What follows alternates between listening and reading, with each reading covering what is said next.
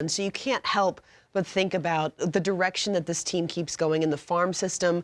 Jackson Holliday, they just don't stop giving you more talent. But then you get a big dog like Corbin Burns. He comes in, he already talked about it. He said, I know how to lead into the postseason.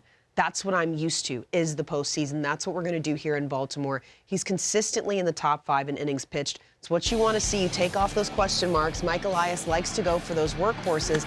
And what I love here is he's a big cutter guy, and his curveball is deadly. It's got a 50% whiff rate.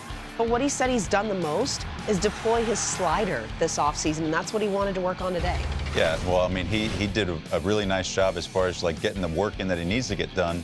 But for me, when a guy like Burns comes into a team like the Orioles, an up-and-coming team, a team with tons of talent, young rotation, some young pitchers, it just solidifies that rotation. It takes pressure off some guys as well. The other thing is, too, it's win day when he's out there. That's the thing. He has that type of aura about him now with the success that he's been able to have on the field.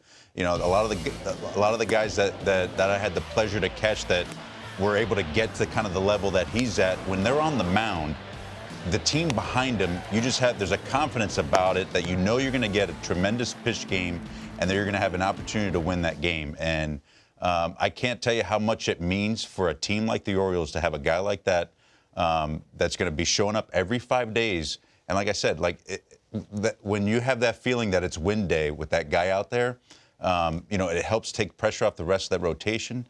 And, you know, guys tend to settle into their roles after that because you have a guy like him to be able to lead that rotation. Well, and with those roles, of course, his battery mate, Adley Rutschman now. This is someone who really prioritizes relationships. And what I love is when they asked Adley about Corbin, he didn't even mention, oh, I like what he throws. I like that he can do X, Y, and Z.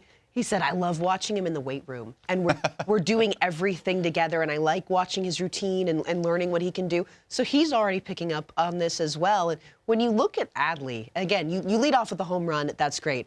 The Hall of Famer Jim Palmer earlier today told him he looked sleek. I think that's an underrated compliment in this sport. What are you liking about him so far? Well, I mean, I like the presence. As a catcher, what you want to be able to do, obviously, is have a presence out there. Everyone's looking at you. You're the only one looking in the right direction. But, you know, he's the type of guy I want to go back to the game here because as a catcher, you're trying to find that game rhythm, you know, again, that first game back. And we saw here that first one, he kind of airmailed one on a steal attempt to center field.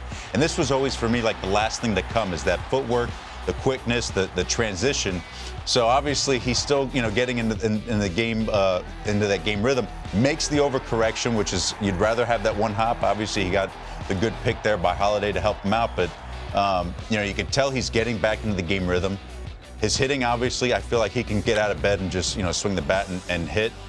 So that's something that he's always going to be able to do, go dead center field, to stay on a pitch like that, 3-1, not get too cool happy and stay through the pitch. He's just a special talent. But for a catcher, it's getting back into that game rhythm. That was always the big thing for me early on in spring training. Like, you always felt good with your body. You felt good squatting back there once you started getting games going.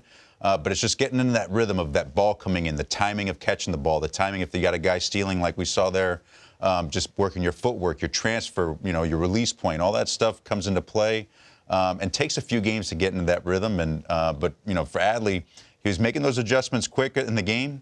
But, you know, with the bat, he's a savant.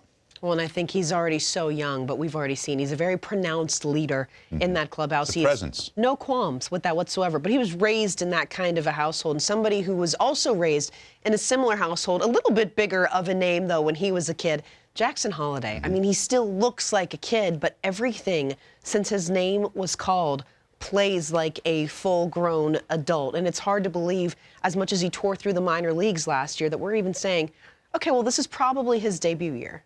Yeah, well, I mean, when you get a standing ovation after a punch-out, I mean, you're doing some. Do you like that feeling, or do you wish they would not do? Well, that? I mean, that first at bat, spring training, big league camp, he's probably, you know, it probably didn't faze him as it would other, you know, young players because he grew up in the game. He just looks like a ball player. I mean, I love his setup. Everyone loves his swing, you know, for good reason. You know, and that second at bat too, that fly out, he just missed that pitch right there. Yeah. Already showing, obviously, some good instincts at second base, which will be a new position for him. Taking a lot of reps over there to try to make that team. So he's obviously have a bright future, and it'll be fun to be able to watch, you know, him throughout the spring training and see what he can do.